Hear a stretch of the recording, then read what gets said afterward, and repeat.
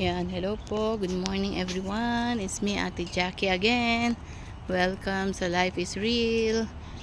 Yan. So, pag-pray po natin ngayon yung Libya and Morocco.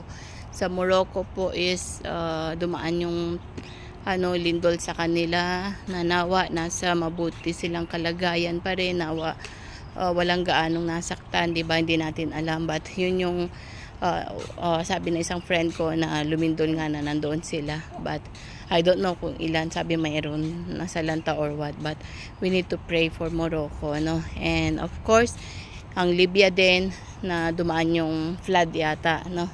So kailangan mag-aware din tayo kung ano nangyari sa mundo talaga.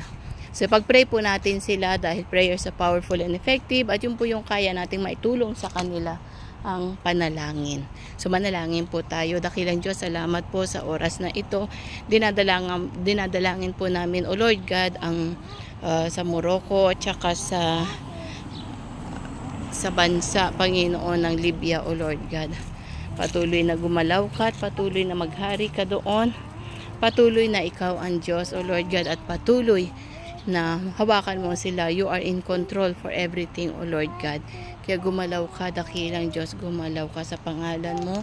At Panginoon, na isave mo po ang mga tao doon, makakilala sa iyo, acknowledge kanila. Have mercy, Panginoon, sa bansang yan, O Lord God. At patuloy na ikaw ang Diyos, Panginoon.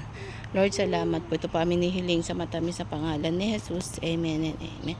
Muli po, shalom, shalom. Kung kayo po ay nanalangin at nakipag-isa sa panalangin yan, mangyayari po at effective yan. Salamat po and God bless you all. Follow lang po and bye.